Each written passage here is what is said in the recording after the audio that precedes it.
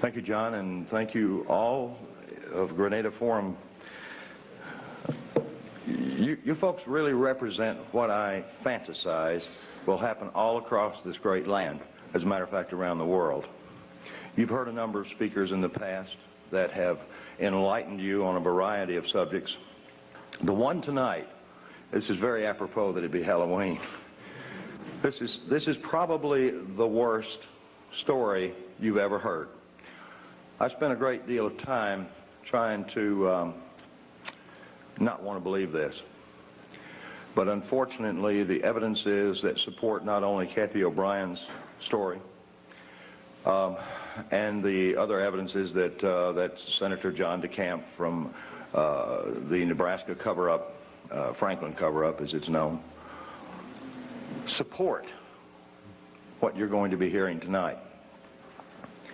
In addition to that, there has been a tremendous amount of information that has surfaced over the past really 3 years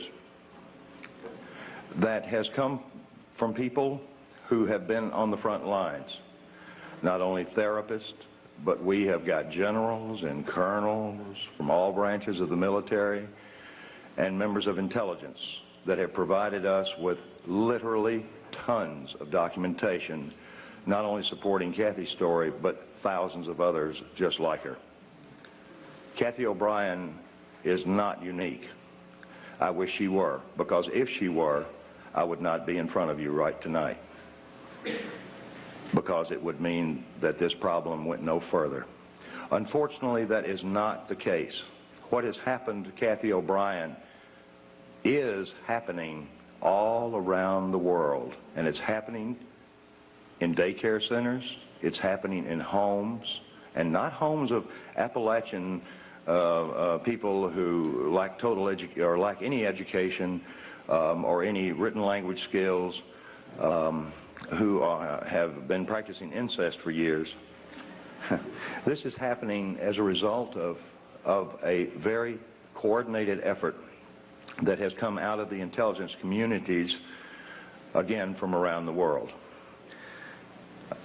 My role in all of this is relatively simple, but nevertheless complex. I'm going to give you all a background tonight of about a few minutes of MK Ultra information, and I request that you all write some questions down for us. We cannot take verbals. We will take written questions. You don't have to sign them or put your name down there, and we'll attempt to answer as many as possible.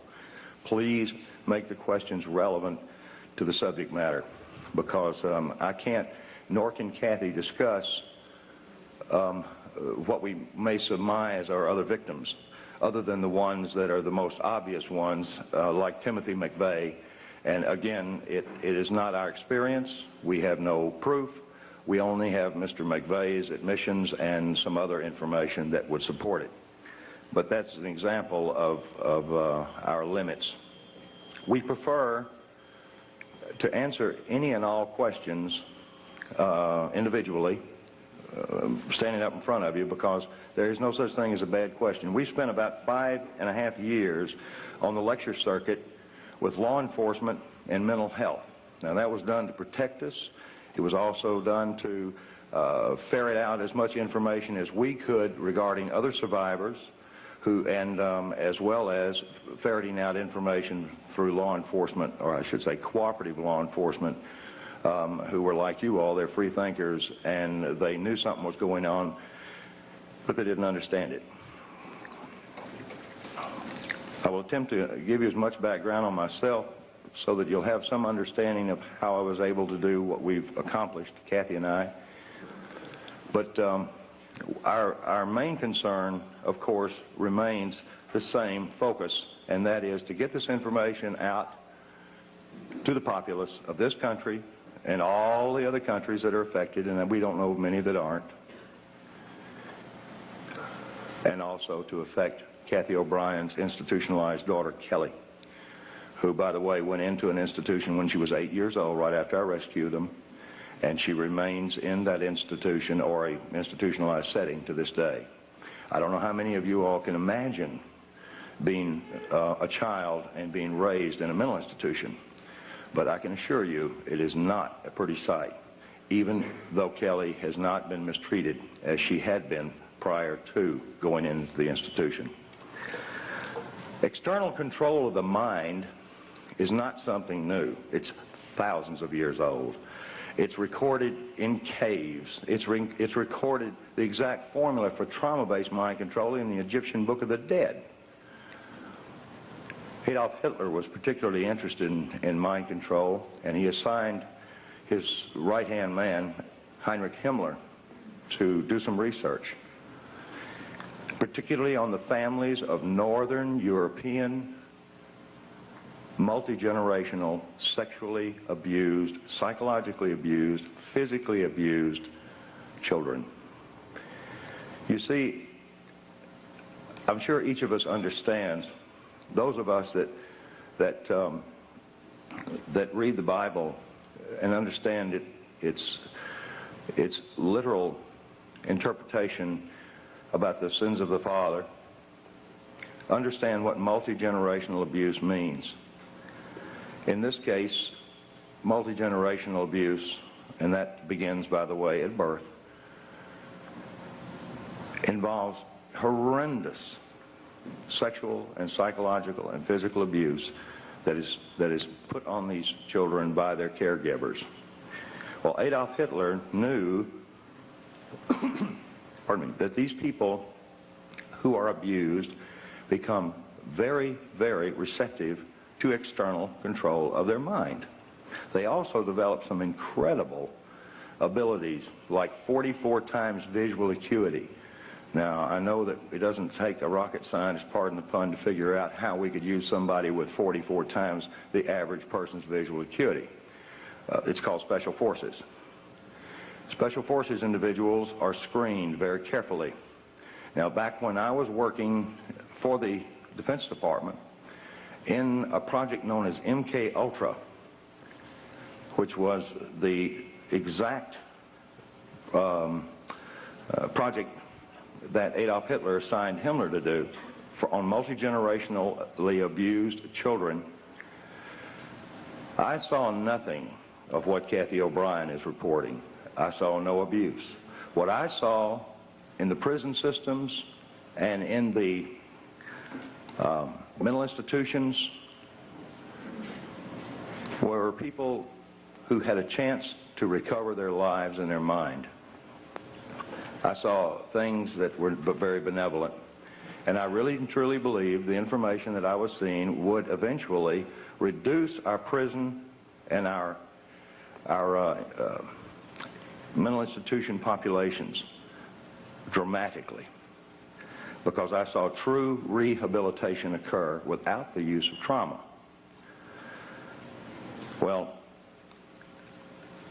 I was sworn to secrecy on the things that I witnessed, on the equipment that was developed, and I can assure you that in 1967, all the way up through 1973, when I was involved in this research as a Defense Department subcontractor, the equipment that I saw then was 25 to 30 years ahead of anything known on this planet in the private sector.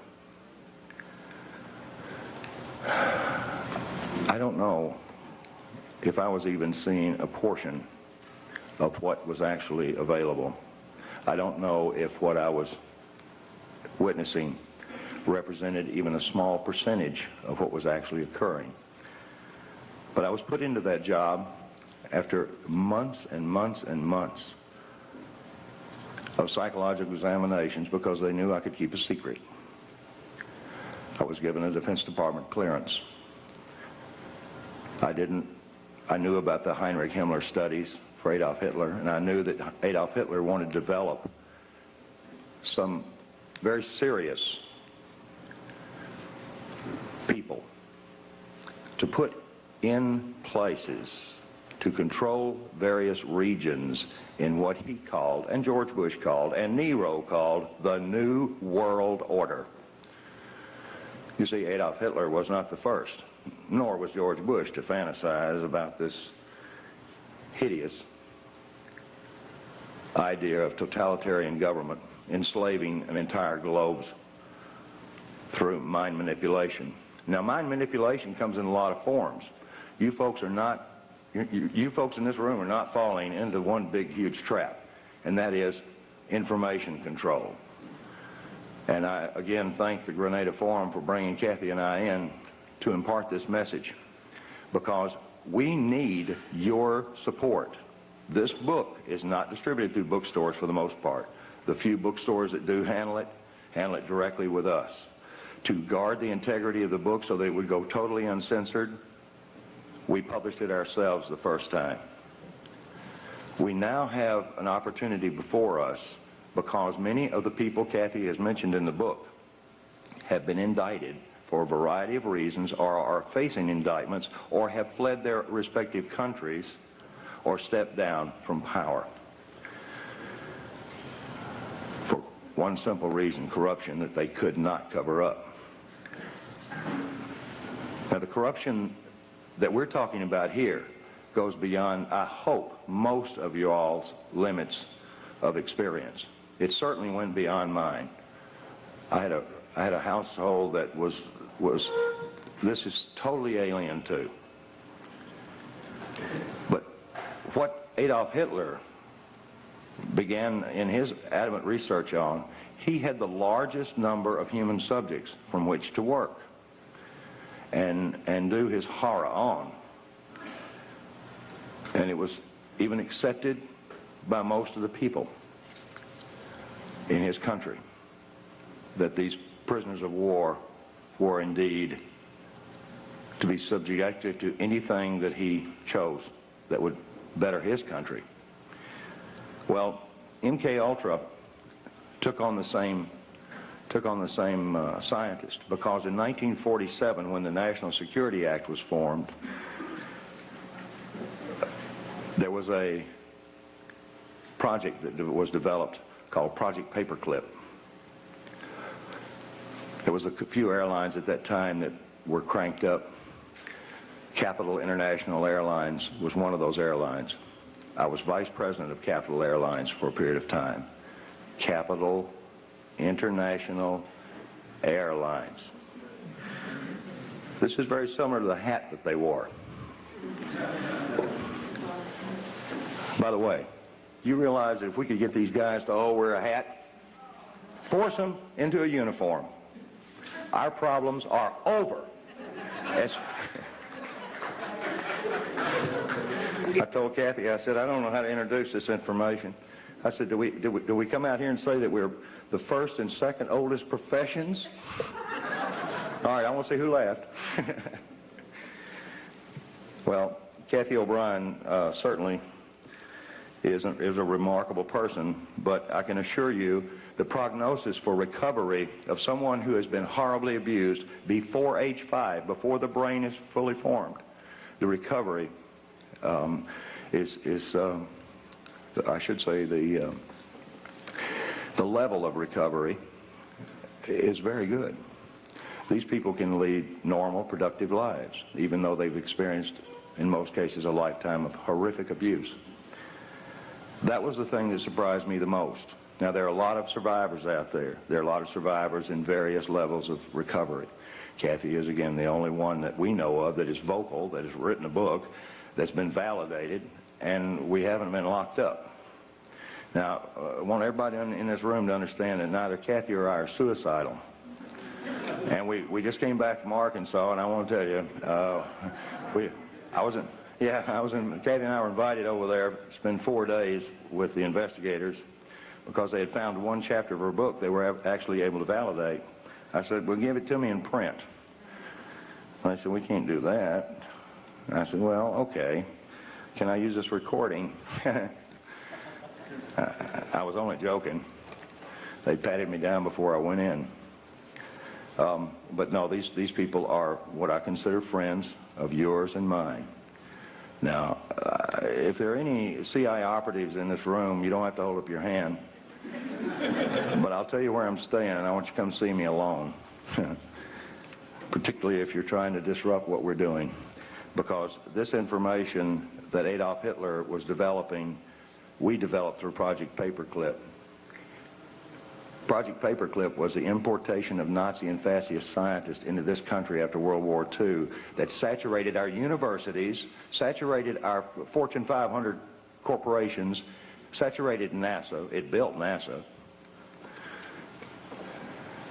And it has infiltrated every aspect of society with its filth. Filth in child pornography, filth in blood rituals and hideous religious beliefs that involve human sacrifice, anything to traumatize the mind.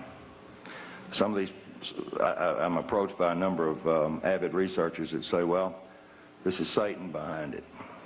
Well, I want to tell you, these are people behind it, because I worked for the airline that brought these folks in. I had no idea what I was involved in, but I was recruited by Capital International Airways for the purposes that I could keep my mouth shut, and I worked on a need-to-know basis.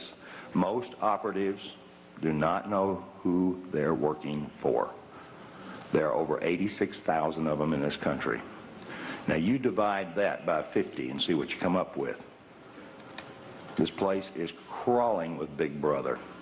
The KGB never had that many functioning operatives in high levels as we do in this country. 1984, George Orwell's book, really was a grim prophecy that has come true.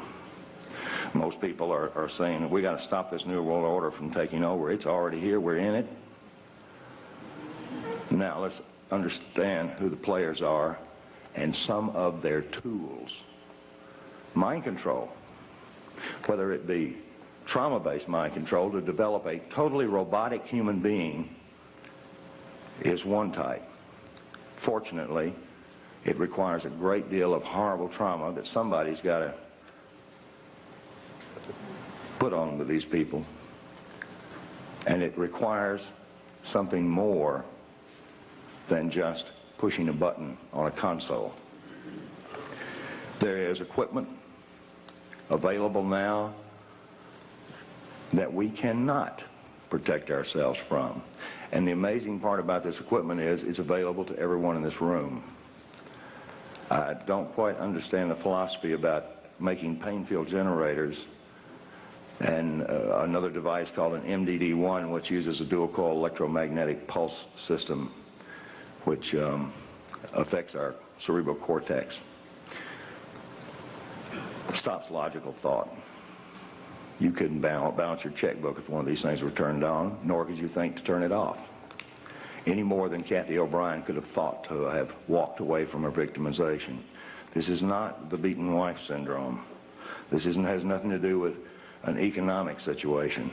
This has something to do with robotic mind control.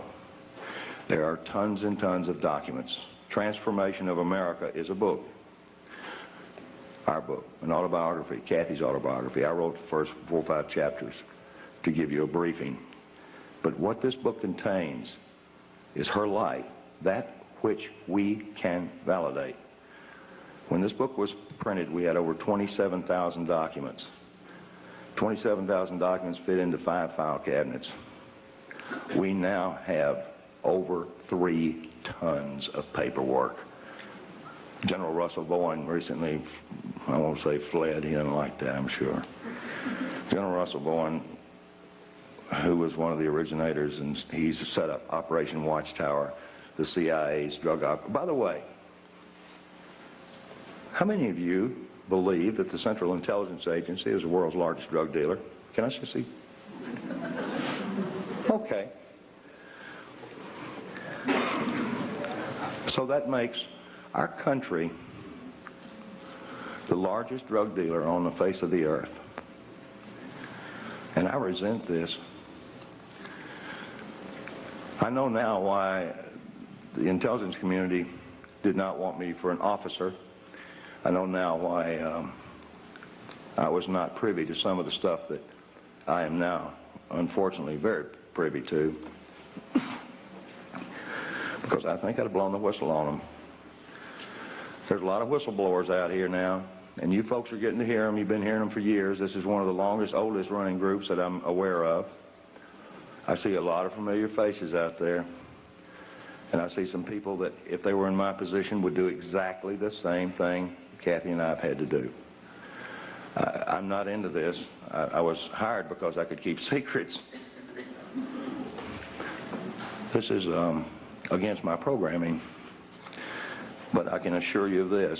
It would be against God and everything that I am if I didn't get up here and talk and present Cathy O'Brien so that she can present her story.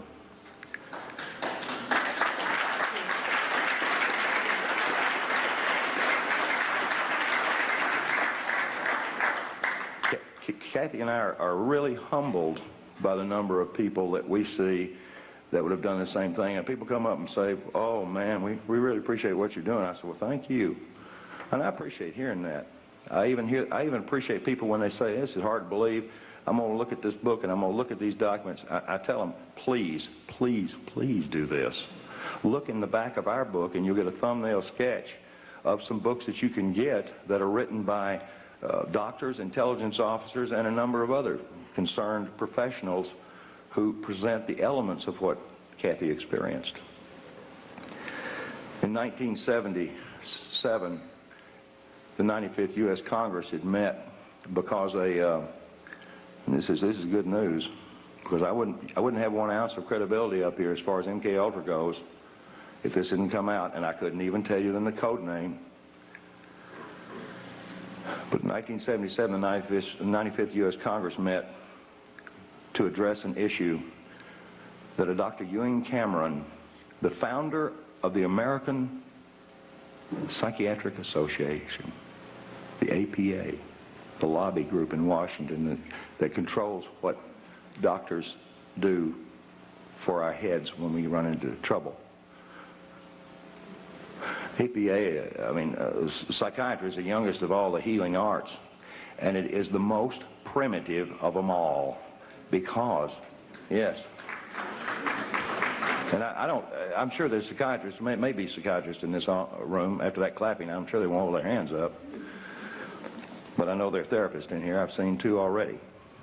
These therapists know exactly what I'm talking about because the information that they're provided by their lobby has been carefully screened. Information on rehabilitating victims of mind control is not only scarce, but it's required some incredible efforts by some brave individuals who wound up getting sued because they could not violate the civil rights of the individual that they were actually treating. The situation with Cathy and I was very different. I wasn't a doctor. I wasn't a psychiatrist. I had no insurance or practice or license to protect. So I kept Cathy from reading newspapers. You see, when I rescued her on February the 8th, 1988, she didn't know her name, how old she was, or where she'd been. I'd seen this with people involved in espionage, and I immediately thought that Cathy had been an information courier, even though she was dressed like a prostitute, walked like a prostitute, and talked like somebody that was leading a Christian choir somewhere. And it was such a conflict, I couldn't quite grasp this contrast until I was given a great deal of information from some people involved in intelligence in this country and abroad. I was fed a treatment modality that ultimately would lead to putting Cathy O'Brien free again for the second time in her life. The first time was when she was born, and it stopped right there. Cathy O'Brien had been a victim of the most horrendous abuse system known to man. The type of mind control, again, that Adolf Hitler thought that he could use on certain individuals, putting them in positions of extraordinary power and having invisible strings, the master puppeteer, to their minds and what they said. I don't know if we have politicians like that now or not, because it seems like you don't have to put them under mind control. They'll do anything that corrupt members of Congress persuade them to do. I've known several corrupt congressmen that didn't have to be blackmailed with sex, that didn't have to be enticed with money or drugs. They just simply were corrupt. You see, a sociopath is a very outgoing individual. Leaders. Yeah, leaders. Yeah. Unfortunately, sociopaths have no conscience, no expression of soul. They do not relate to anyone else's pain except it gives them pleasure. MK Ultra was designed and had many, many sub-projects for developing the perfect soldier, the perfect espionage agent, things that I was told that would cover an area of our national security that no soldier and no diplomat could possibly cover. No one told me that we were using them as drug mules and prostitutes. No one told me that we were using them for breeders so that children could be provided sheiks, world leaders. No one told me that we were using them for money laundering operations. When I rescued Cathy and her daughter, the information about this is in the book.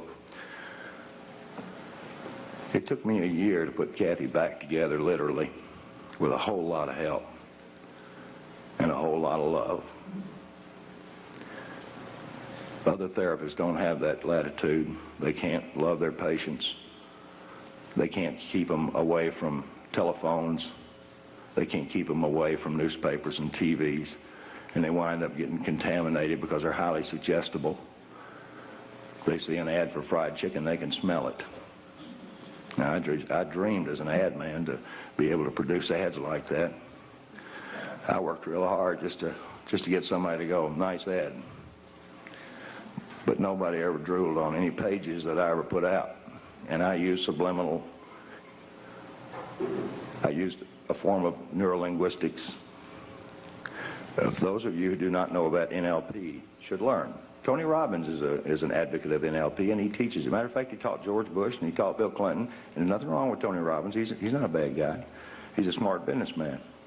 And any smart businessman these days knows the value of neurolinguistics, or the language of the unconscious.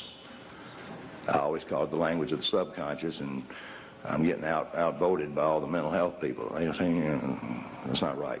Unconscious. Well, to me, it's the subconscious. But the language of the subconscious provided me the codes, keys, and triggers to unlock all the rest of the doors in Cathy's mind that pertain specifically to her abuse. It gave me information like bank account numbers first. And I found that rather unusual until I found out that most people who had worked around MK Ultra and knew anything about deprogramming, and by the way, it's nothing more. I'm nothing more than a hacker. Instead of hacking a hard drive computer, I'm hacking the hard drive up here. This job as a hacker provided me some incredible information on bank account numbers. And instead of going down and looting the bank accounts and having to hide for the rest of my natural life in luxury, I took them to the FBI and gave them to them. Not because I knew they were clean or dirty. It's because I didn't want them to kill me over it. I provided everything that's in this book over a period of 3.5 years to every state, federal, and local law enforcement agency that was directly involved with this case. And the names of over 1,000 agencies and people are in this book. I wanted to get this before Congress. I wanted to get it before Congress like happened in the 95th U.S. Congress in 1977, when the wife of a Canadian cabinet member had gone in to a mental hospital in Montreal where Dr. Ewan Cameron was practicing. I wonder why they say practicing. And she came out as a vegetable. Well, the cabinet member, I don't recall his name right now, he was just incensed on trying to find out what had happened to his wife. They put her through horrific electroshock tortures and every other conceivable torture, drugs, hypnosis.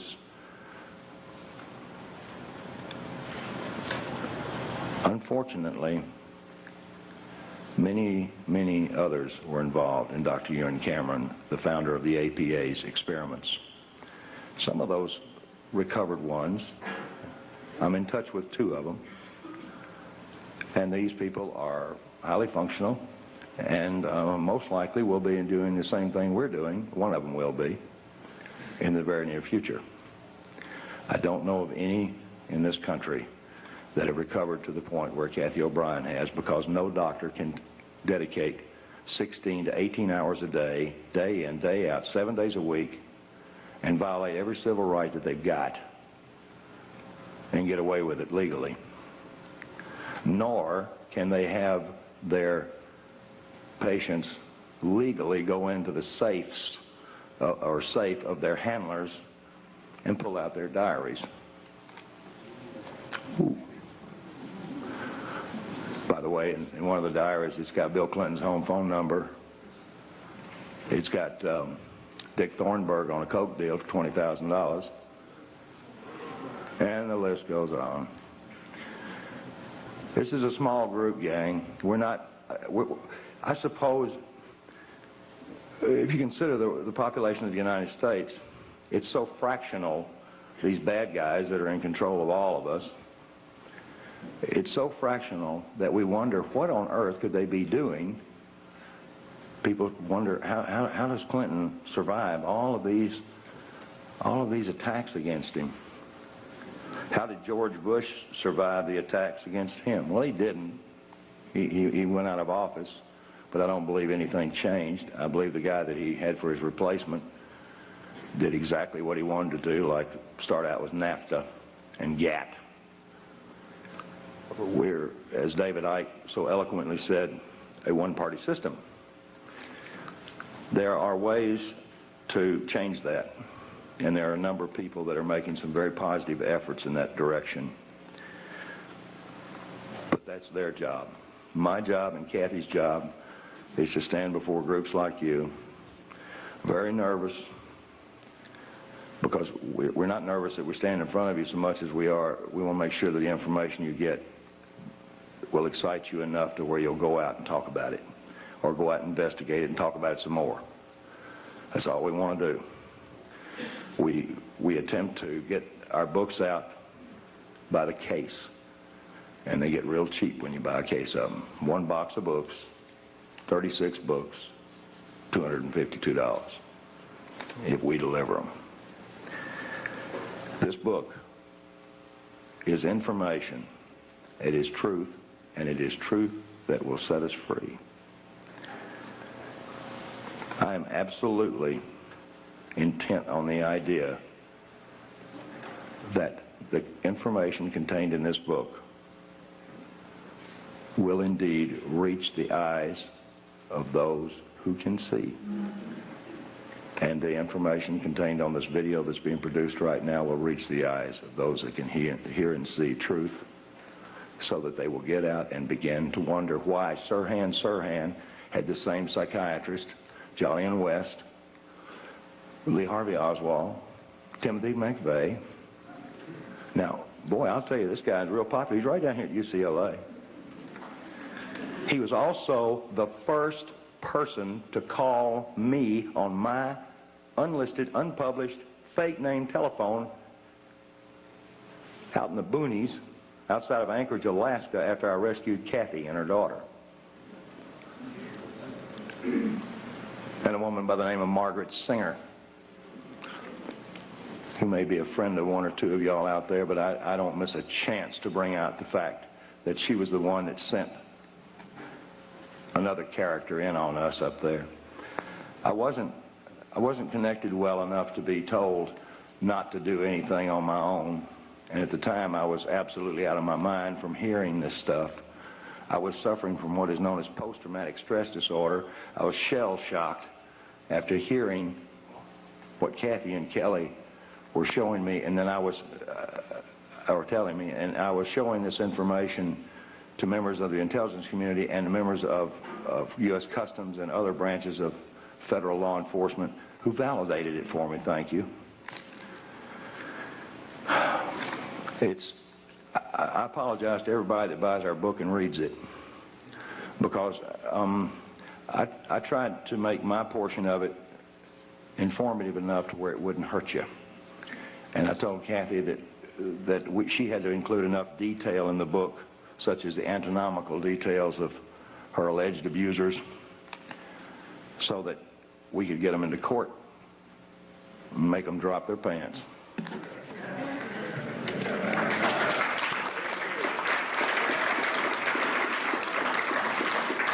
That kind of leads me into the presenter for the second oldest profession, or first oldest profession. I'm going to get that same reverse. Now, who was first?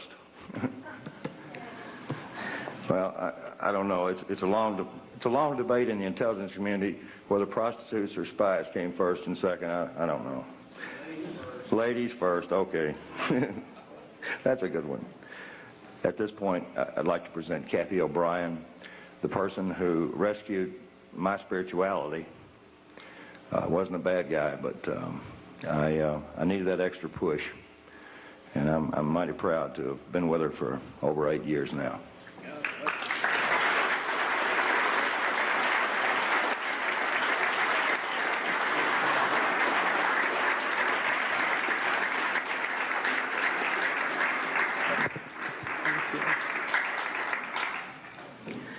I want to thank each and every one of you for coming out here tonight to arm yourselves with knowledge about a tool that's being covertly used to usher in what Adolf Hitler and George Bush termed New World Order, and that's mind control.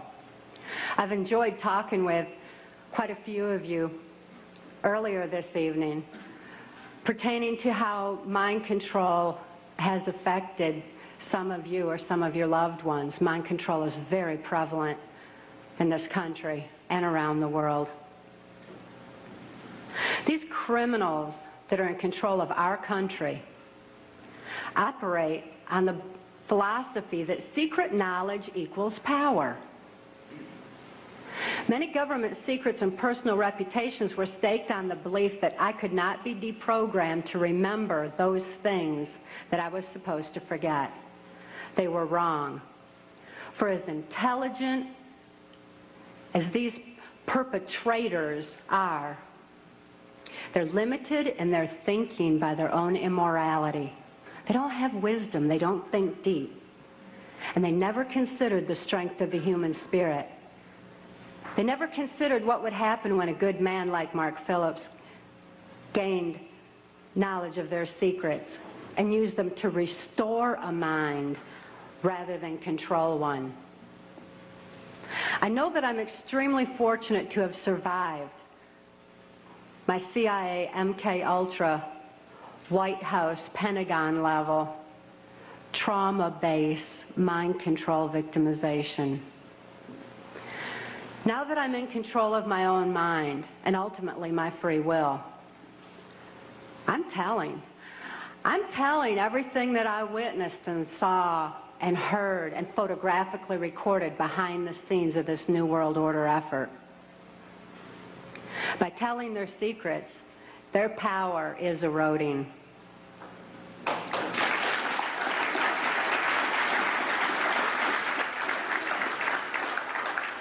I also speak out to give voice to the many mind control victims and survivors out there who can't think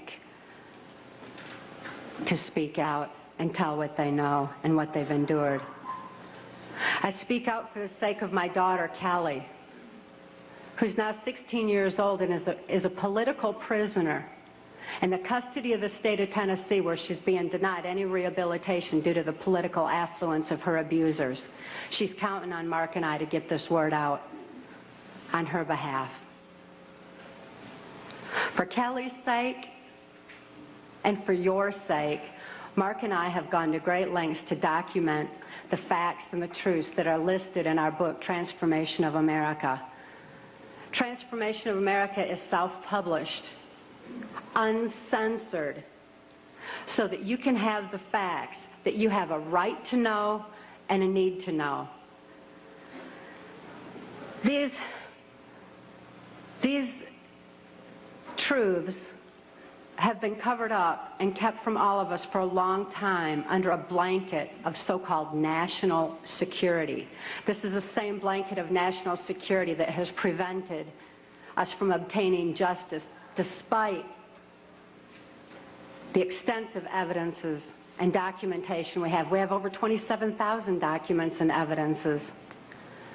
Government insider testimony, medical records, more than enough evidence for any legal procedure in this country, including congressional.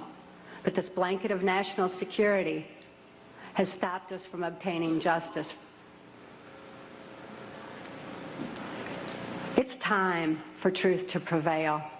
It's time that these truths were brought to light for the sake of humanity as we know it. I'd like to begin by defining mind control by my experience. I realized that my experience was extreme, that the extensive, total robotic, absolute mind control I endured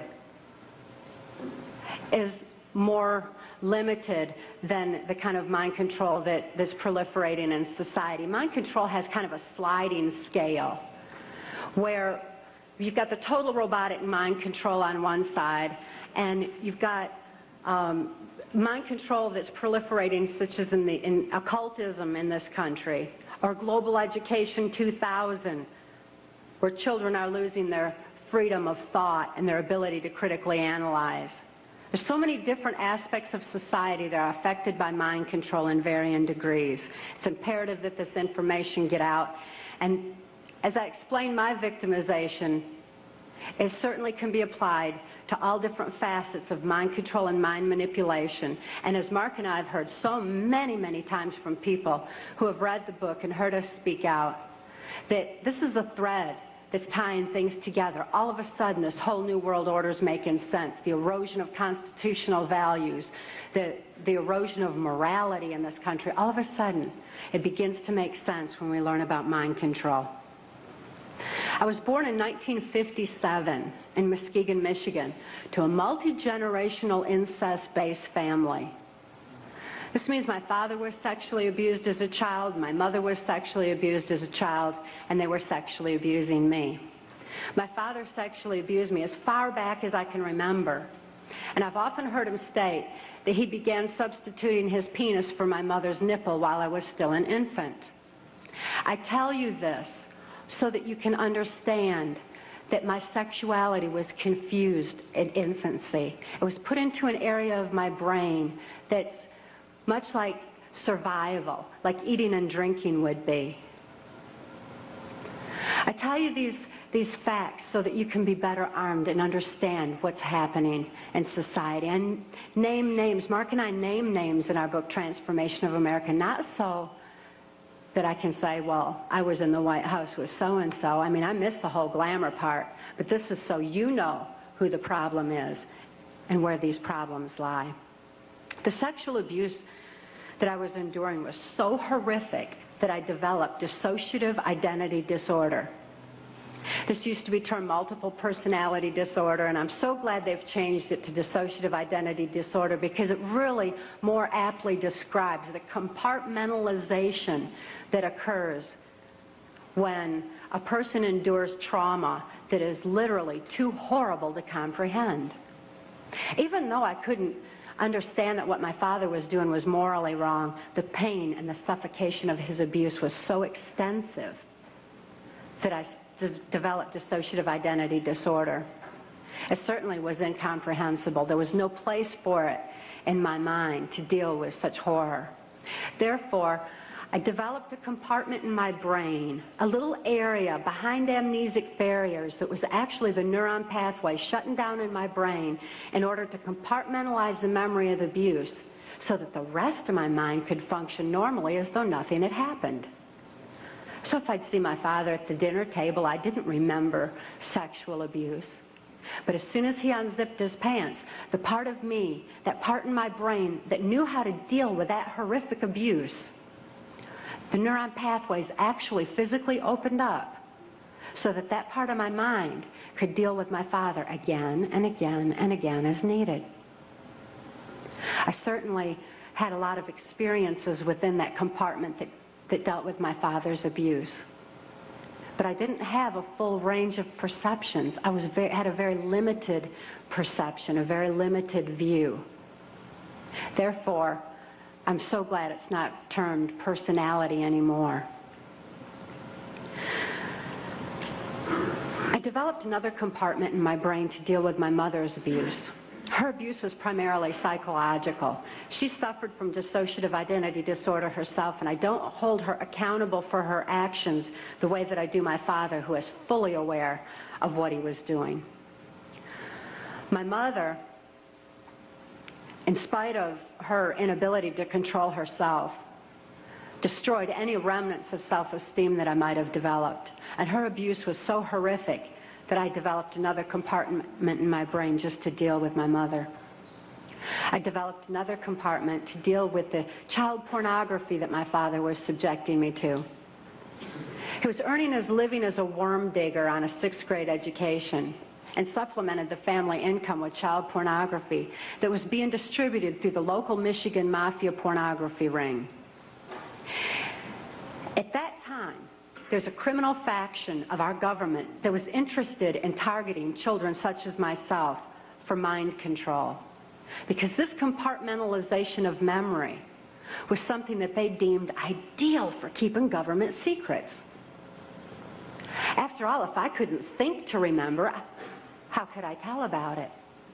Additionally, people who suffer from dissociative identity disorder develop a photographic memory behind those amnesic barriers, because the brain has a defense mechanism that when trauma occurs, it photographically records events surrounding trauma.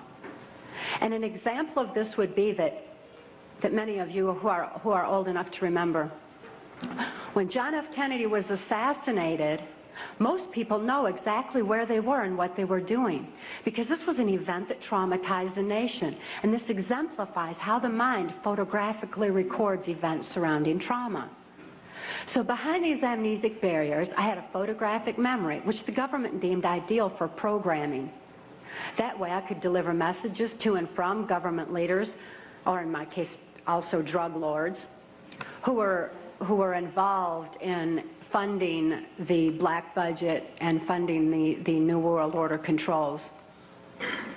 They're interested in programming me so that I would deliver the messages verbatim. When I delivered messages, I delivered exactly what I was told, using the voice inflections of my abusers, with no conscious comprehension of what I was even saying. It was just a tape recorder just parroting out exactly what I'd been told. Another aspect that the government was interested in is that as a dissociative identity disordered person, I had no concept of time, because I was going from compartment to compartment of my brain with no memory of what had happened before. Therefore, I had no ability to even keep track of time, and a concept of it was just absolutely impossible. And it also makes for, if I didn't know what I was doing earlier, I wouldn't know to be tired while I was overdoing something else. Therefore, a person who suffered from dissociative identity disorder had extensive physical endurance, just superhuman strength and ability to keep going and going and going and going. Dissociative identity disorder persons also develop 44 times visual acuity. Very often that's why you see them wide-eyed with the whites around their eyes, because they're actually taking in more of their surroundings than the average person. 44 times more detail than the average person sees. That certainly makes them perfect marksmen for mercenary operations or for intelligence in different areas that the government was interested in developing mind control. a chosen one or a prime candidate for mind control because of the sexual abuse that I had endured. My sexuality had been enhanced. Therefore, I was used as a sex slave and also delivered messages to and from these government leaders. At that time, because a government, this criminal faction of our government, was so interested in dissociative identity disordered persons, they knew that any child that was subjected to child pornography had to have endured trauma so horrible that they had to be suffering from that disorder. Therefore, this criminal faction of our government sanctioned this child pornography ring so that they could identify and target children such as myself for the project. At that time, the politician, local Michigan mafia politician, the politician who was protecting this Michigan mafia pornography ring was a guy named Gerald Ford. This is the same Gerald Ford that went on to become the first unelected president of the United States. Gerald Ford, I never perceived his political affluence. I only perceived him as another abuser like my father, because Gerald Ford also sexually abused me as a child and sexually abused me right on through my mind control victimization until Mark rescued my daughter Kelly and I in 1988. Gerald Ford is not a pedophile per se. He's what I refer to as trisexual. He'll try anything. Any age, anybody, anytime, anywhere, just as long as he had control. Because he had a perversion of power, in addition to his interest in mind control.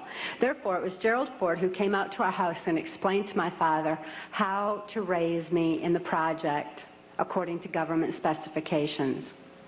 My father had been caught sending this child pornography through the U.S. mails, and therefore he was approached and told that if he sold me into that project, that he would gain immunity from prosecution. My father remains free from prosecution to date for so-called reasons of national security. My father thought it was just absolutely wonderful and immediately sold me into the project. He felt like the government condoned child abuse. So did I. I certainly felt like the government did. And my father went on to have 5 more children to raise in the project, so there were 7 of us in all. The rest are still awaiting freedom. Once my father agreed to sell me into the project, I was taken routinely to Mackinac Island, Michigan, which is a political retreat where the Michigan governor's mansion is located. It was a bohemian grove of sorts where politicians met and discussed New World Order controls, where they discussed mind control of the masses, mind control in the school systems, how to use occultism as a trauma base. One of my sexual abusers at that time was the Prime Minister of Canada, Pierre Trudeau. Pierre Trudeau is a professed Jesuit. Now, the Jesuits are an intelligence arm of the Catholic Vatican. There's a criminal faction within these Jesuits. I'm certainly not saying all Catholics are bad, nor am I saying all CIA is bad or all politicians. There's good and bad in everything.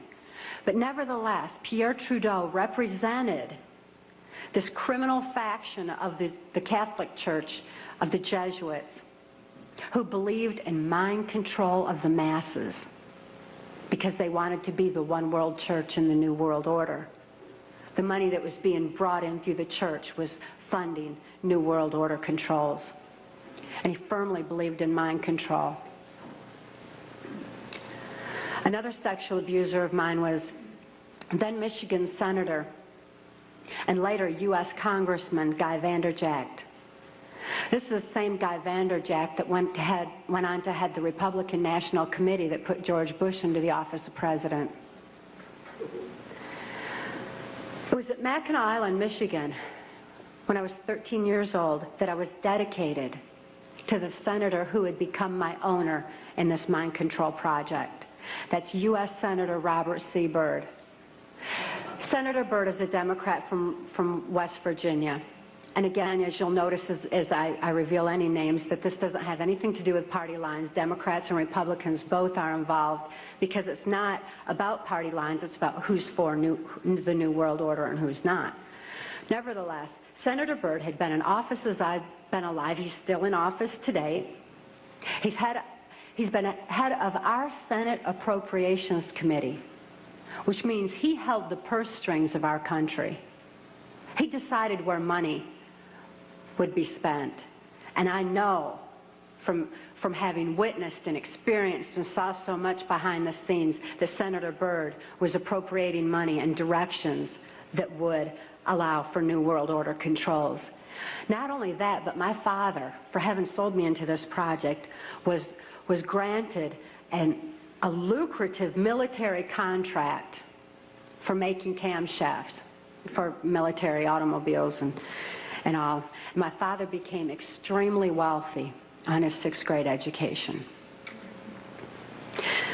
Senator Byrd, as my owner, would decide where I should go, when, what operations I would be forced to carry out during the Reagan-Bush administration, what places I should be taken specifically for mind control programming. Senator Byrd directed all of my activities. Also around that time, I'd made my first communion in Muskegon's St. Francis de Sales Church. Having made my first communion, I also endured an extra ritual after that was referred to as the right to remain silent. That's R-I-T-E, as in ritual. This involved Congressman Vanderjagt and the head of our church at that time, a Father Don. And they subjected me to an occult blood ritual. This was so horrific. It was this reversal of the Catholic Mass. It confused my mind because when a person's operating on a subconscious level because they're so traumatized that consciously there's no place for what they're enduring, the subconscious mind has no ability to discern and to question and to reason the same way that the conscious mind does. And this reversal of the Catholic Mass into occultism just made it all seem to run together in my mind. It was absolutely horrific. This blood ritual was so horrible that my mind readily accepted the mind manipulation that I endured afterwards, a hypnotic language, the neuro-linguistic programming, mind control programming, that actually changed the way that my brain was functioning, so that, you know, that part of my brain that I said would open up to deal with my father's abuse again and again? They changed that so that they decided when, where, and how that particular compartment of my brain would be opened and accessed. And they replaced the triggering mechanism with hypnotic codes, keys, and triggers, hand signals. There's also phone tones that can also open those neuron pathways and give access to the compartmentalized memory as well. They replaced that at that time.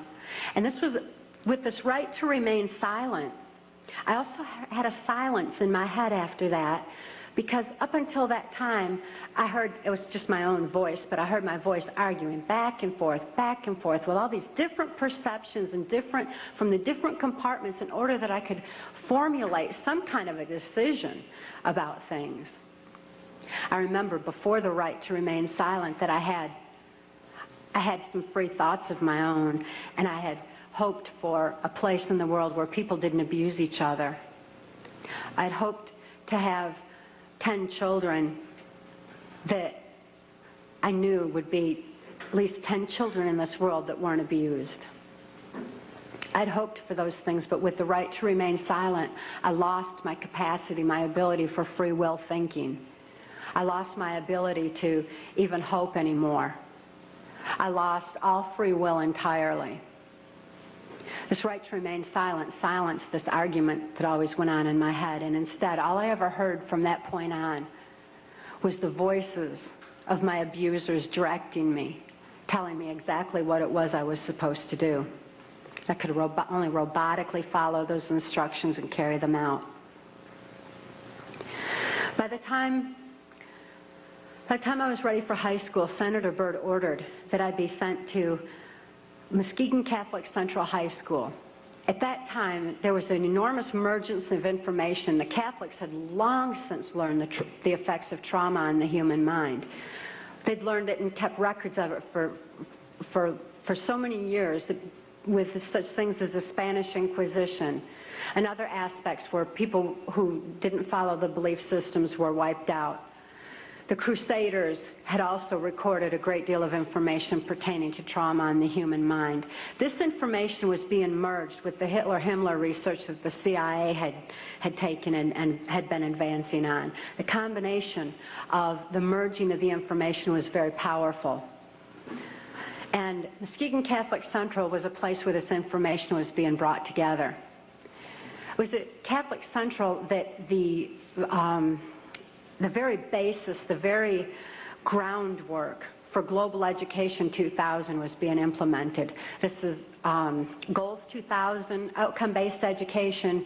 There's many different names for the program that's being implemented in our school systems. It's being forced on our children by the federal government. Global Education 2000 was designed to increase our children's learning capacity while decreasing their ability to critically analyze. That way they would just readily accept whatever they were told without any question and just take all the information in. At Catholic Central, I got straight A's. I did really good in school because I was photographically recording everything in class. I endured occult ritual in the school chapel, as did numerous other students in the school. I certainly wasn't the only one. As a matter of fact, by that time, I really thought the whole world was involved in this kind of abuse. By then, my whole environment was saturated with it. This occultism, this trauma, created the photographic recording of all that I learned in school. Of course, I had no ability to critically analyze it or to creatively use it in any way, but the information was sure in there.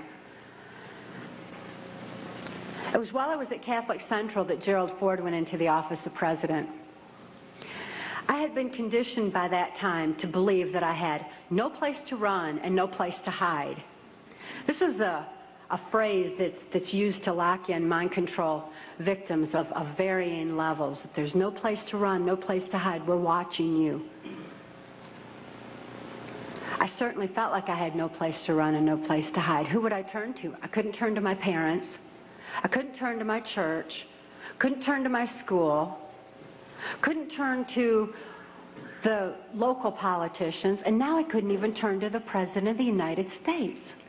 I truly felt locked in, which is exactly what they wanted for total control of my mind.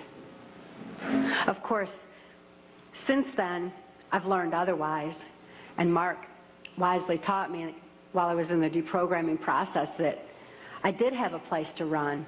So right at them. And I had no need to hide. Obviously, they do, by the way. They're covering up all their acts with the national security blanket. After I graduated from high school, Senator Byrd ordered that I be transferred to Nashville, Tennessee. Nashville, Tennessee was heavily involved in mind control at that time through the country music industry, and above all, the proliferation of CIA cocaine operations within the country music industry were already in full swing. The political corruption in Tennessee was just all the way to the top. The country music industry provided a cover for mind-controlled slaves like myself to be taken around the country to the various places as designated, and also to distribute and deliver the large quantities of CIA cocaine that was coming into the country. It was my experience that the CIA's so-called war on drugs is no more than the CIA eliminating their competition as they take over the drug industry worldwide.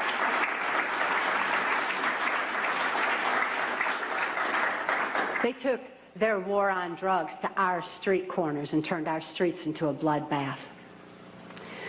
The country music industry provided the cover for distributing the cocaine, so Senator Byrd wanted me to be within the country music industry. Besides that, he fancied himself an entertainer of sorts, and he fiddled on the Grand Ole Opry from time to time.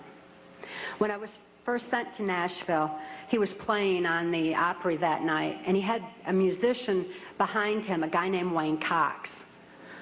Wayne Cox later told me that playing music behind Senator Byrd wasn't the only way that he backed him, but that he backed him politically as well.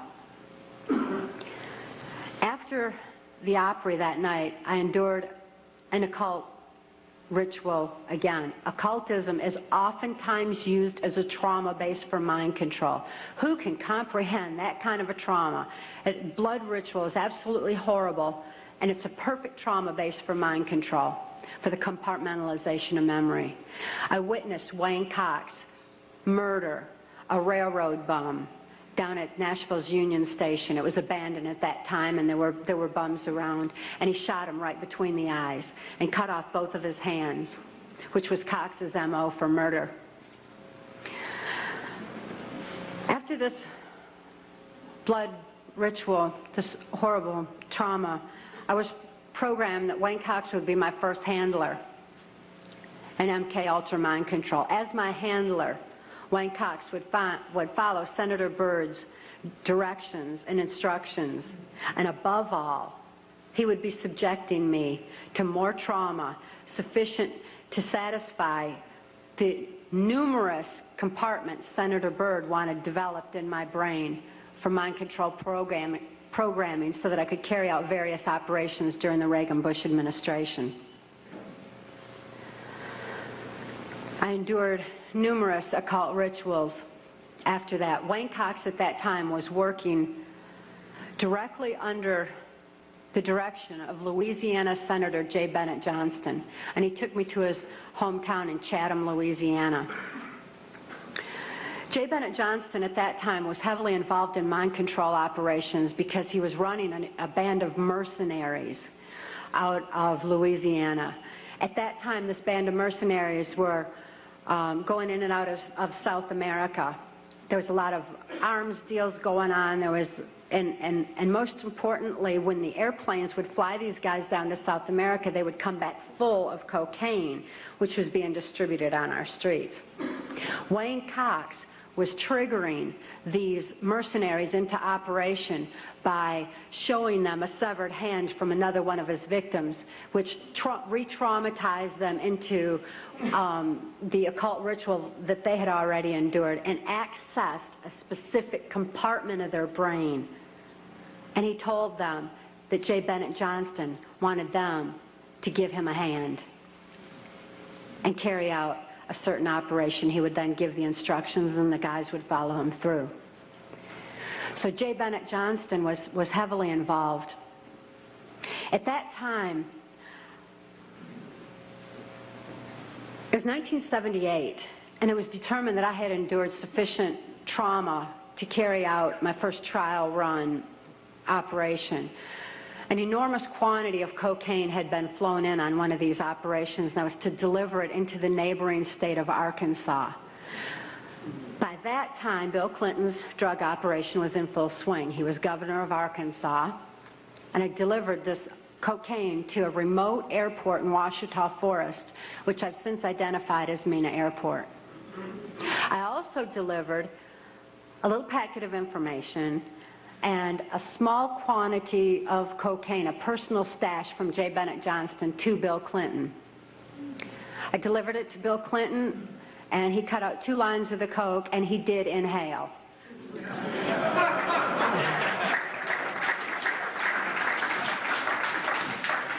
That certainly wasn't the only time I saw Bill Clinton using cocaine. My sexual experience with Bill Clinton was extremely limited, in spite of the fact that I was a sex slave. It was my experience that Bill Clinton is bisexual, leaning far more towards a homosexual end. All I've ever seen him involved in was the homosexual activity, with very limited experience with him myself. Whereas my experience was much more prevalent with Hillary Clinton, because Hillary is also bisexual, leaning more towards a homosexual end, and it was she who accessed my sex programming to fulfill her perversions. Around this same time, J. Bennett Johnston subjected me to some other mind manipulation that involved, instead of an occult theme, an alien theme. Now these guys who are manipulating my mind and programming me for mind control purposes claimed, and these criminals in control of our country as well, claimed to be gods, demons, and aliens, in order that I feel totally helpless, in order that I felt like they were beyond my realm to affect. And it certainly worked at that time. J. Bennett Johnston told me that he was an alien. He told me that he had been part of the Philadelphia experiment, and when the ship disappeared, it came back a spaceship. This is in keeping with kind of an air-water mirror theme that NASA uses quite frequently, a reversal, because, again, the subconscious mind doesn't have any reasoning capacity. J. Bennett Johnston then showed me, through his office at General Dynamics, a then top-secret stealth. Here was this triangular stealth that wasn't in any of the school books, wasn't being talked about anywhere, wasn't out in the newspapers or anything else. It was being withheld. It was still a top-secret weapon system. But I saw this triangular stealth. It looked like a spaceship to me. I'd never seen anything like that. And everything that J. Bennett Johnston was doing and he was involved in certainly was alien to me. So it was easy for me to accept the idea that what was happening was in fact being perpetrated by aliens. I'm not saying that there's no such thing as aliens. That would be foolish for me to even say anything like that at all. But what I am saying is that it was my experience that these were people claiming to be aliens. If there's a reality out there pertaining to any alien influence, we need to sort out the government misinformation and disinformation and mind manipulation techniques that they're using. I know for a fact that the plan is to make all of us feel totally helpless, that what's happening is beyond our realm to affect because we've been taken over by aliens, that our Independence Day is dawning. So beware of that. Understand that those criminals have been keeping information and technology from us under their blanket of national security. They are 25 years ahead of us at least, technologically. Can you imagine what they've got now? 25 years ahead? What's happened that you're aware of in the last 25 years? Microwave ovens, we've got computerization, and they've had access to all of that to continue their own advancements. They're way ahead. So when they say, it's aliens, and they show us some incredible technology, don't fall into the trap of feeling totally helpless, that this is beyond our realm to affect. Superstition begins where knowledge leaves off. And they have been keeping knowledge from us for a long time. People have all kinds of belief systems. And I'm sure each and every one of you has various and different belief systems as well. Regardless of what your belief system is, it is imperative that you know that these criminals are people. They are within our realm to affect. They need to be held accountable for their actions and their crimes against humanity.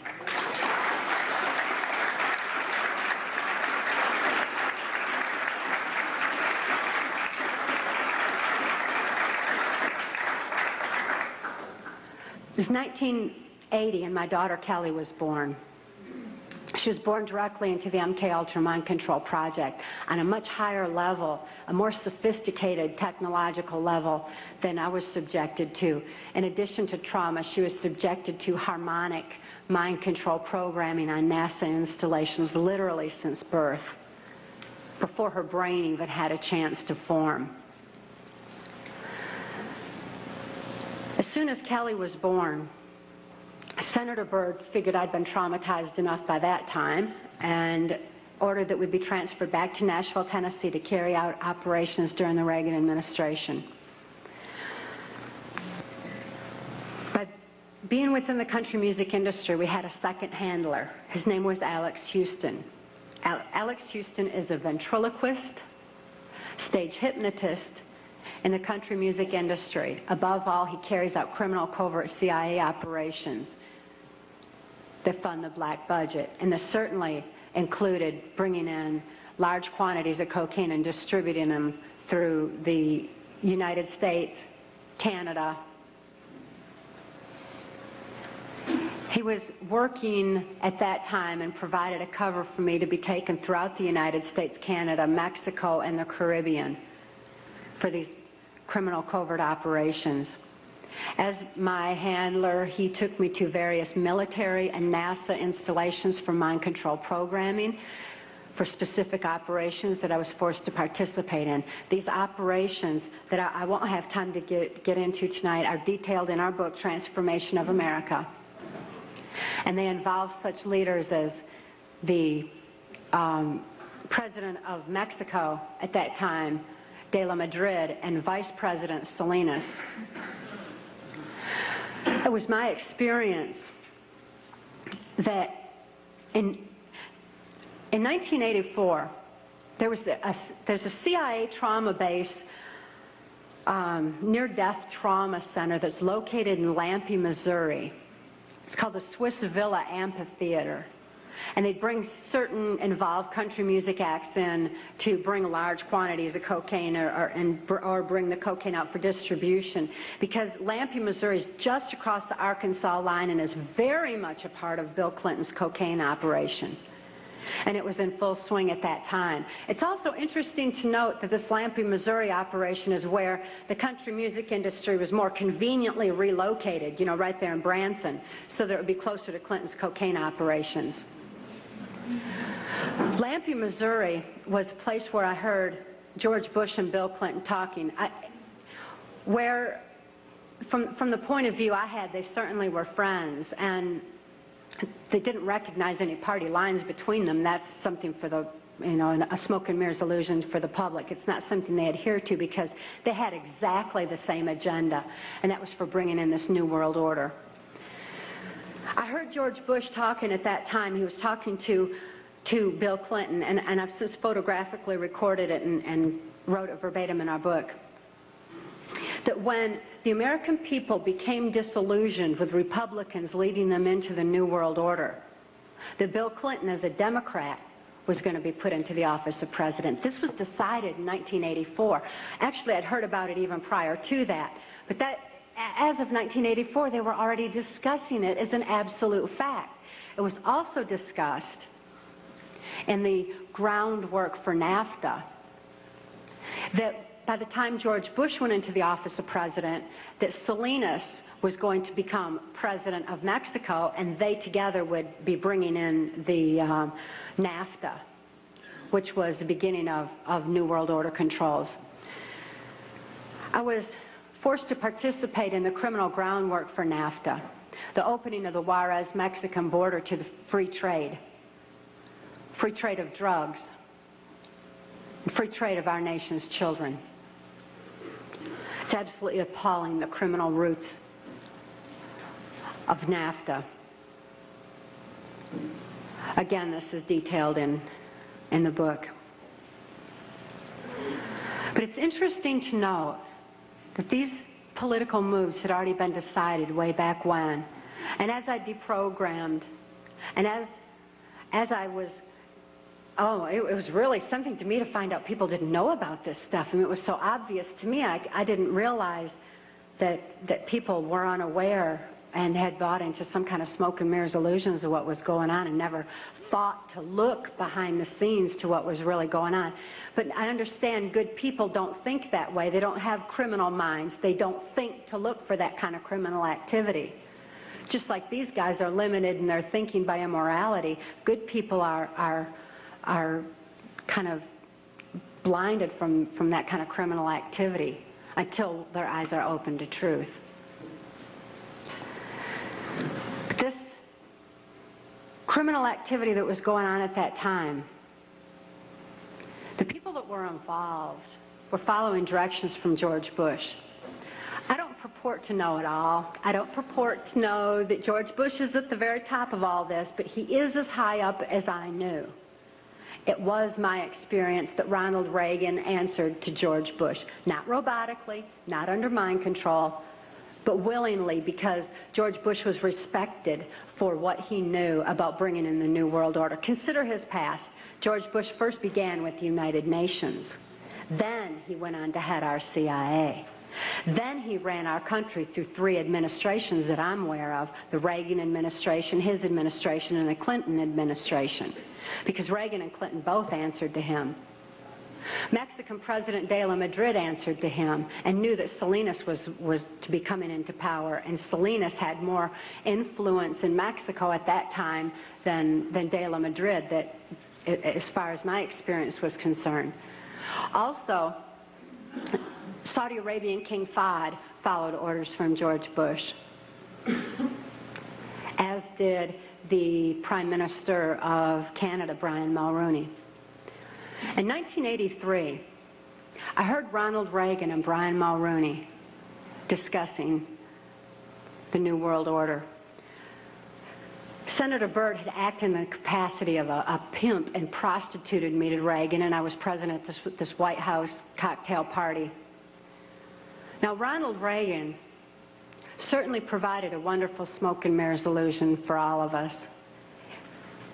For those of you who don't want to believe that he's involved in this, he told you he's an actor. And he did a real good job of it for a long time. That was his role. That's what he was supposed to do. Nevertheless, I heard Ronald Reagan telling Brian Mulroney that he believed the only way to world peace was through mind control of the masses. I know from experience there's no peace of mind under mind control. And I wonder at a world peace where people don't have peace of mind. Mind control, the ramifications of mind control are far-reaching, because I also know that under mind control there's no free thought. Without free thought, there's no free will. Without God-given free will, there's no soul expression.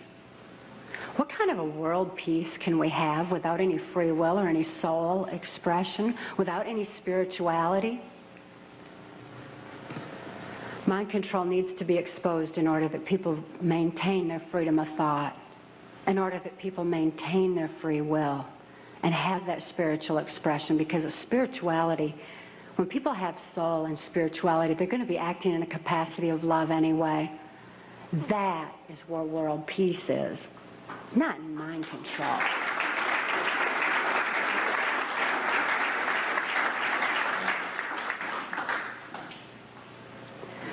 By 1988, I'd been forced to participate in numerous operations against my will, all of which I certainly would never have done. I guess if I had had any part of me that was willing to do anything like that, mind control would not have been necessary. I'm appalled at what I was forced to participate in, but I am relieved that this information is getting out, that people are passing the book Transformation of America hand in hand, hand to hand, so that hand in hand we can take back our country. This information is information that you have a right to know and a need to know, and their controlled medias are not going to suppress truth. Truth prevails.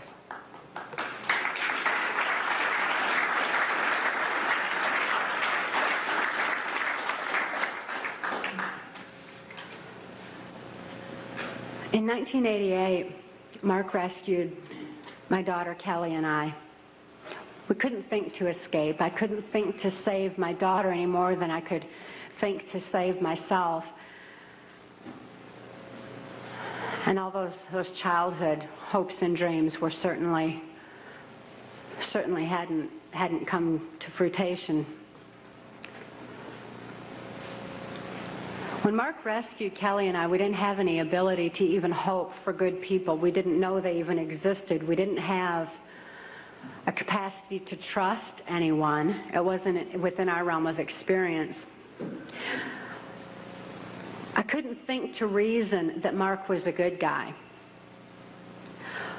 But I'd seen him with his animals. And even though I didn't have any ability to consciously reason, and Kelly didn't have any ability to consciously reason things out or to think things out, we had this extra sense developed. We sensed things very strongly. After all, when you consider that we use, 10% of our brain, we'd been like blasted into other parts of our brain, and these parts of our brain were real perceptive on what's considered, I suppose, psychic levels by some definition. When we had a sense for things, kind of like the animals did. And we noticed that the animals loved Mark. He had these raccoons that he'd rescued. He had 3 raccoons, and they all loved him, and they hugged him, and they wrapped their arms around his neck, and they patted on his face and kissed him. And, you know, that was really a neat thing for us to see, because we had only seen our animals abused. We lived on a farm. We had lived on a farm, and we had dogs and cats and horses and cows and guineas and chickens and all kinds of animals, all of which Alex Houston tortured or killed to keep us in line to, you know, if we didn't do this, this would happen to our pet. And we loved our animals. Please bear this in mind, that people who abuse children oftentimes abuse animals. If you see someone abusing an animal, keep your eyes open, look further, make sure those kids are safe. I've never seen an exception to this rule. Not that there's not one out there somewhere, but I've never seen an exception to it. So it was very telling to us that these animals loved Mark. Additionally, when he came in and rescued us, I mean, here we were under the gun of the CIA. Everything was very precarious, to say the least. I was 30 years old. I was supposed to be killed, as most mind-controlled slaves are at the age of 30. Besides, I was considered too old for sex by that time, so I was supposed to be wiped out. But Mark came in and rescued me from certain death and rescued my daughter from a fate much worse than death, and took the time to rescue our animals. He packed up all those cows and horses and guineas and chickens and loaded them up on these different trailers and everything, and brought them to safety as well. This had a profound impact on Kelly and I. We certainly developed an ability to trust right there and then. Mark took us to the safety and serenity of Alaska. Since we were safe for the first time in our lives, experiencing love for the first time in our lives, memories of our past began flashing on our mind's screen. As these memories flashed, and I started to remember what had happened to me and to my daughter, particularly during the Reagan-Bush administration, I became enraged. I was enraged at what my daughter had been through, the tortures I'd endured, and what the plan was for humanity as a whole. I'd have been blinded by that rage, immobilized by that rage, if it weren't for Mark's wisdom in telling me that the best revenge is total recovery. Because through total recovery, by photographically recording all those events, I could expose these people for exactly what they are, for what their plans are, for what I witnessed behind the New World Order. Be able to get help for my daughter, who was in desperate need of help at that particular time. So I began writing out my memories. By writing out my memories, I used a different part of my brain than verbalizing. It bypasses emotion. Bypassing emotion was very necessary for logically making the incomprehensible comprehensible, for understanding and grasping what had happened to us and what could be done with that information. Kelly was not so fortunate. Because of the harmonic programming that she'd endured, remembering the traumas and deprogramming the program did not allow her access to all parts of her brain as it did me.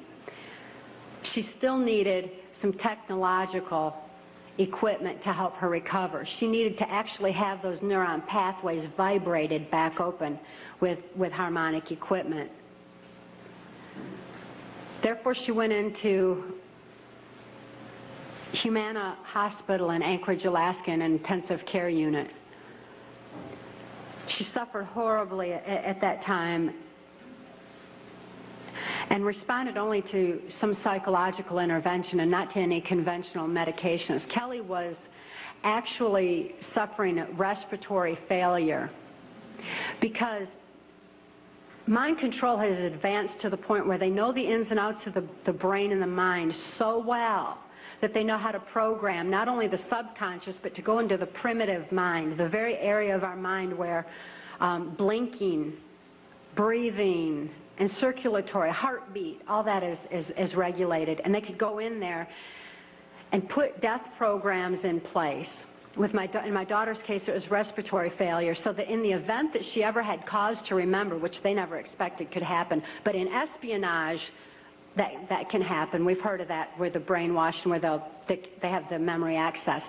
So they wouldn't have to take the old cyanide pill anymore like they used to, like spies used to. Instead, they would just simply go into respiratory failure, circulatory failure, and no information would be released at all. There was no chance of the information getting out that way. Since my daughter was being raised to be, was genetically and mind controlled, being brought up to be in espionage, she had that program in place and it went into effect.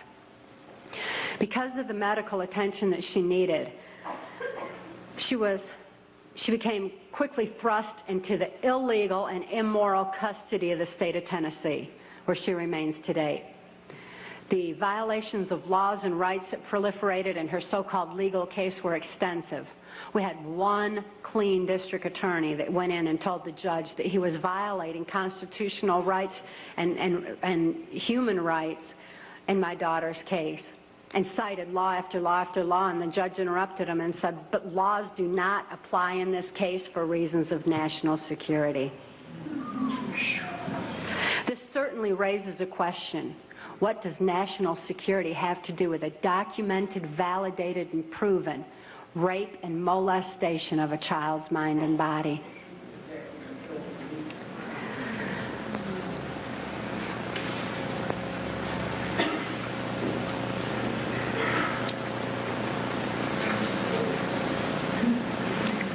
For Kelly's sake, and the sake of so many other mind control survivors out there, we need to lift this veil of national security. We need to repeal the 1947 National Security Act.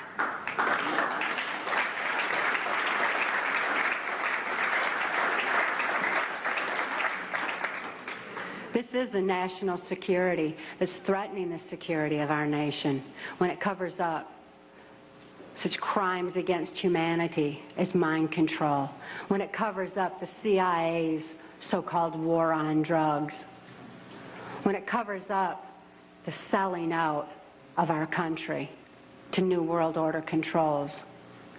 That's a national security that has nothing to do with the security of our nation.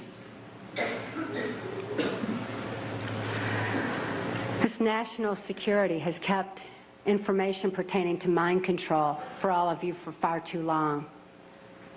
We've got to get this information out. We've got to arm others with knowledge on mind control, because knowledge is our only defense against mind control. We need to get this information out in detail so that we can all be more effective in our particular areas of taking back our country and ultimately taking back our world, for Kelly's sake, for the sake of all the other mind control survivors and victims that I know are out there. There's many, many of them. And for the sake of humanity as we know it. It is truth that sets us free. Please help us spread the word. Thank you.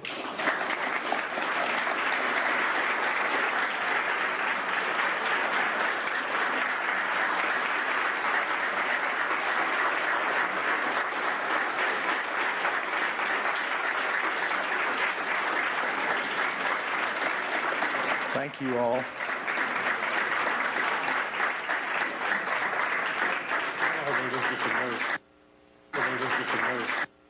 Jonestown was an MK Ultra project, but now, and that's right out of the government printing office, right out of the FOIA.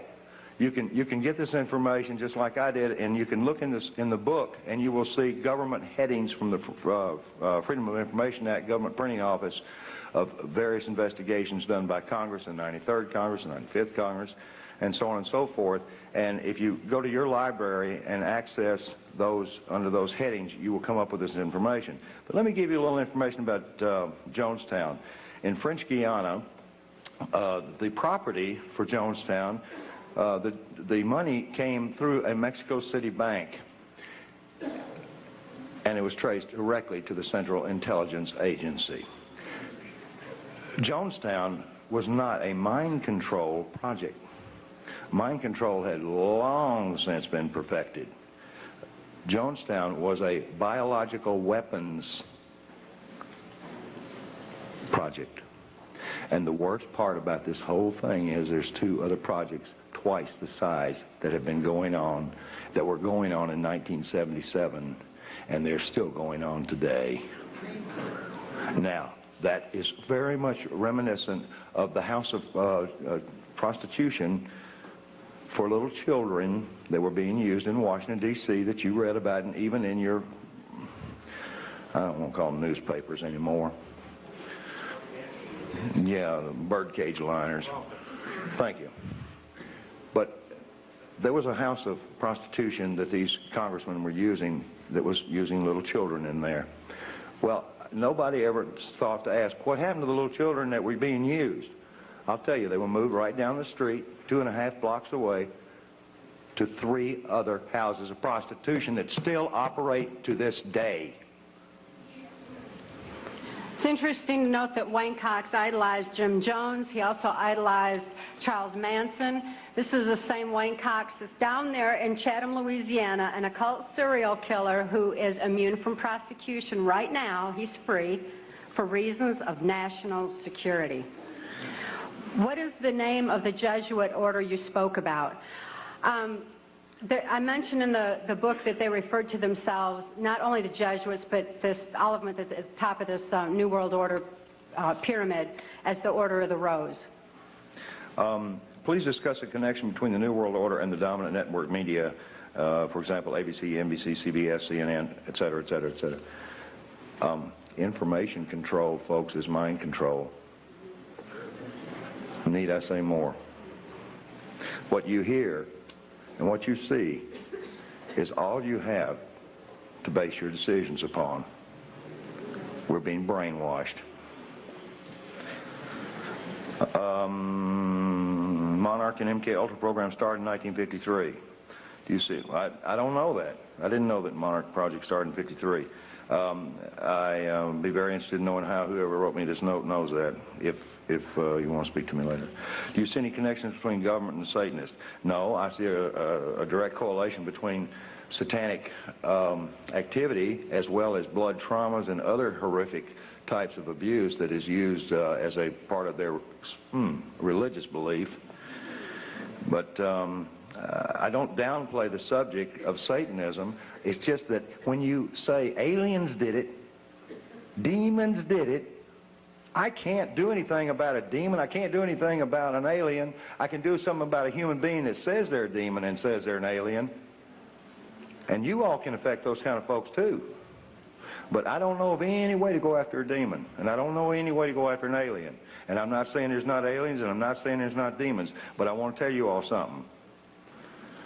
Every single patient up until about 1982 that was presented with dissociative identity disorder, or back in those days MPD, or multiple personality disorder, was diagnosed with demons, and they went right off the edge. And if that didn't get them, the how does that make you feel got them, or your session is up got them, when they were right in the middle of an abreaction. That's re-experiencing the trauma. So the poor patient was either going to be subjected to a exorcism by a good intention, in most cases, a religious person, or an exorcism of sorts from their therapist. because they didn't have any other information. They didn't know what they were looking at. They didn't realize the brainstem was scarred, very much like they have multiple sclerosis, and that you can get people to retrain the brain right through the auditory, but you can't say, let me get that demon out, or, oh, gee, I hope the alien doesn't come get you tonight, because you're reinforcing program. So no, I'm not downplaying Satanism. I'm not downplaying any sort of religious belief. What I am downplaying is a belief that it's something other than human beings. Take one. How much mind control is in the mass media? For example, last year there's no such thing as black helicopters. As of last month, everybody knows the military has black helicopters. Mind manipulation in the media is extensive, and they're controlling us by controlling our information. The same way that they're controlling children through the information that they're being fed in the school system. To answer another question, yes, it is in our school systems now. And the computers have actually been changed where the history has been altered, and people like Thomas Jefferson even left out of history in order that our children be brought up with socialistic values. So just as our children are being manipulated in the school system, all of us are being manipulated through the medias. We need to be especially careful that when trauma occurs in this country, that we're not losing any more of our freedoms, that our freedoms aren't eroding further, because they know that the traumatic effects on your mind are making you more susceptible and more suggestible and receptive to whatever controls they want to implement. So we need to be very alert to this and very aware of it. Here's a good question. Are many FBI and CIA personnel under mind control? I've heard they are. These are incredibly good questions, y'all. And I'm going to answer this question the best way I know how. I don't personally know anybody under mind control working for the CIA or the FBI. I know a lot of them that are under information control. I do know this, that the CIA and the FBI recruits Mormons with favoritism who have just come off of their mission. Thank you. Now, these gentlemen are very receptive to taking orders. They are highly suggestible, and they are ones who I know are being manipulated. There is a disproportionate number of Mormons in both the FBI and the CIA. I do not find that to be an indictment of the Mormons. Matter of fact, we'll be in Salt Lake City speaking on the 13th of November, addressing a number of concerned Mormons because of this very subject. Staying in the religious aspect here, what do you think of Linda Blood's book, The New Satanists? Could you talk about Michael Aquino and his M.O.? Yes, absolutely. Michael Aquino is a primary mind control programmer of mine. Linda Blood is...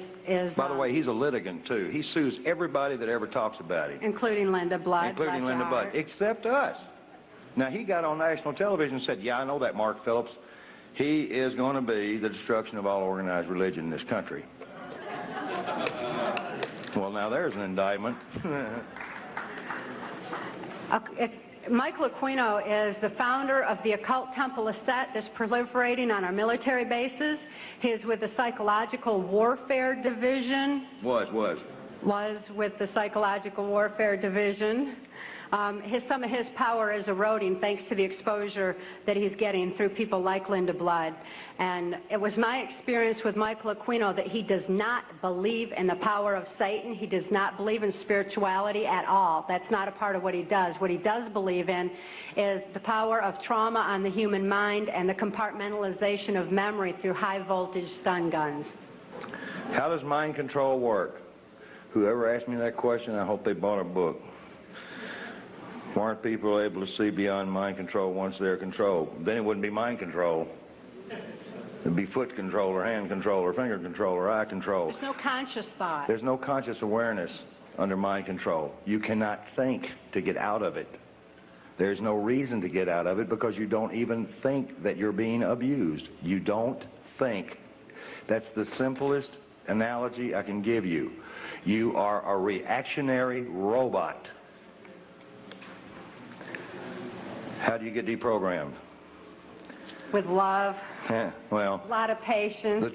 the modality for doing that is in our book. It's a 15-step one, and no therapist can legally do it. I can, and I'm not doing it anymore.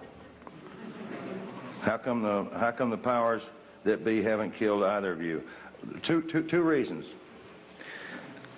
How many people in here believe in God? All right. Those that have your hand up know half of the reason. The other reason is we followed a very careful path to the proverbial barn. We did not make some of the mistakes that some of our predecessors have, for instance, in the Inslaw case and others. It's not that I'm any smarter. It's just that I listen well, and I know how to trust. Therefore, I know who to trust, even those that I have not seen. Another reason, too, would be they've got so many fires to stomp out now, and people bringing truth out that, you know, we're just one of many. And besides, stopping us is not going to suppress the truth. Were you ever at the Bohemian Club in Northern California? Yes.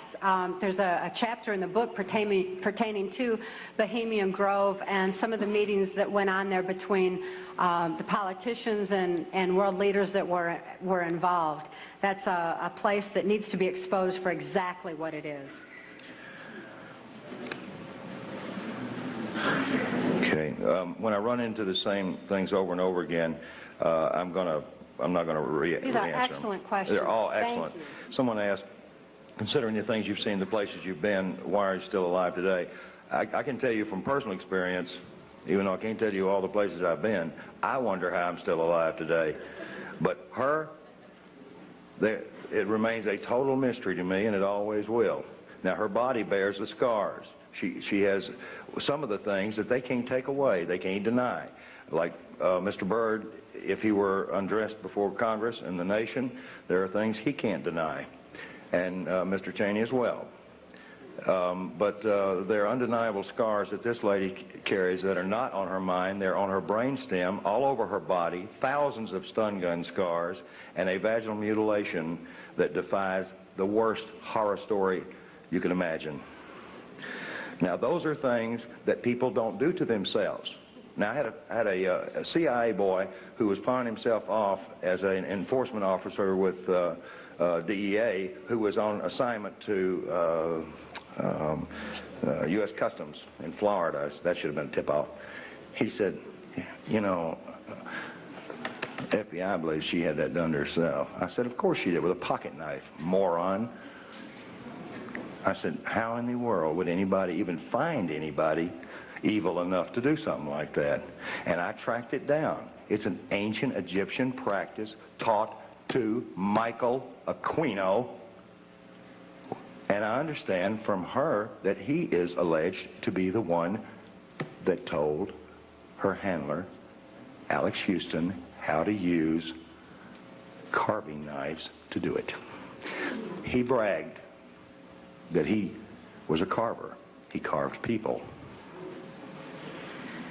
Could you please elaborate on Ronald Reagan's involvement? Oh, yes, I could for a long time. I wish we had more time.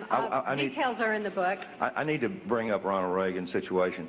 A number of us, you know, I've got my wall in my office covered in invitations from Ronald Reagan, from George Bush, and some other presidents. One I don't even want to mention, that I was invited to dinners and inaugurations and all sorts of things through my relationships with people in the community and in the State Department. When I heard this information, I wasn't shocked about Ronald Reagan, because when I was with Ampex Corporation in the early 70s, Ronald Reagan was governor of California, and he was in big trouble because he had encouraged a MK Ultra mind control experiment to be instituted in the Vacaville prison here in California.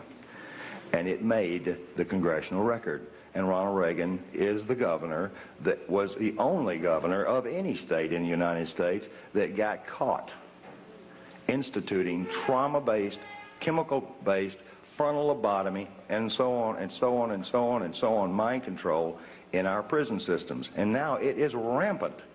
As a matter of fact, this is the one subject you can get more information out of Congress on than any of the rest of them. Is there any link between the homosexual prostitution ring found operating out of Barney Frank's a few years ago on your topic tonight? I can't say that I'm an authority on this, but I talked to a bunch of psychologists and psychiatrists, one of which was privy to some medical documentation on one of the children that came out of that, and the answer is 100% yes, it's connected.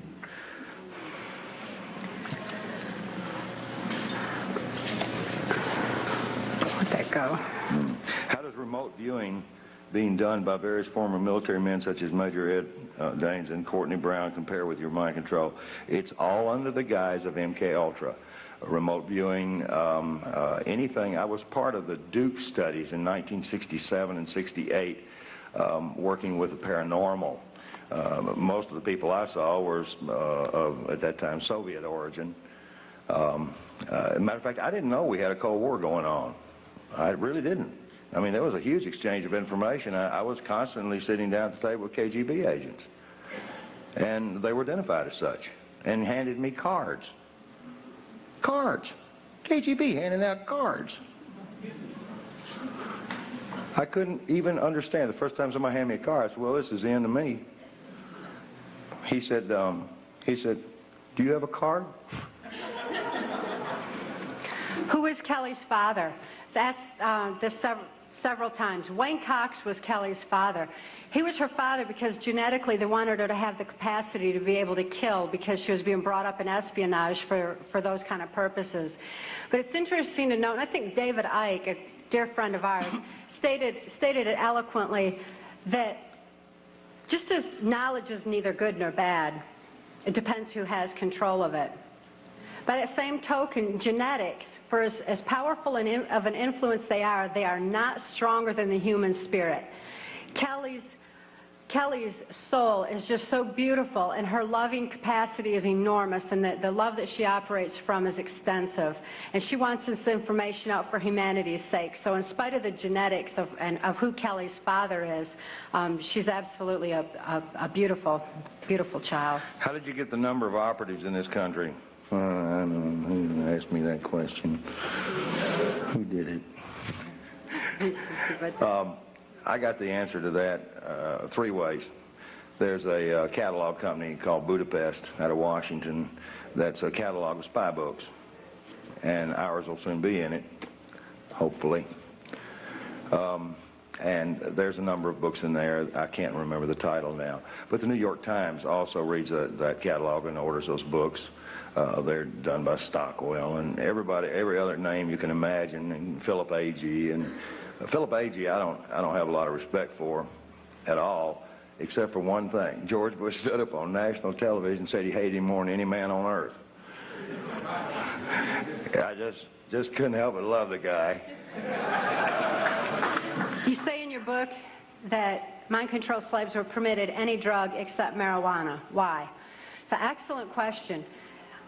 The effects of marijuana on the brain are not conducive to mind control. It doesn't mean you can't be traumatized and put under mind control. It just means it screws up the programming. Because it actually opens neuron pathways in the brain. It expands thought. I'm not going to stand here and speak pro-marijuana because... No, because somebody be putting it in my car and popping me for it.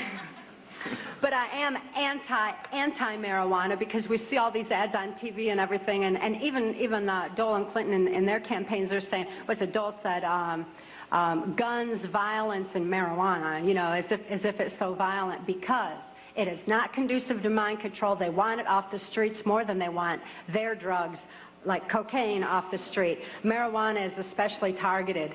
I don't promote the use of marijuana as a Band-Aid for mind control because, again, knowledge is our only defense against it.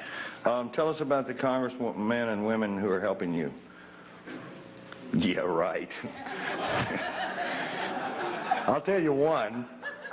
Bob Clement I grew up with him. Matter of fact, when his father was governor, I used to go up with him, and I remember I was highly traumatized by something I saw at the governor's mansion, which I'm not going to tell on Bob, because it didn't have anything to do with him.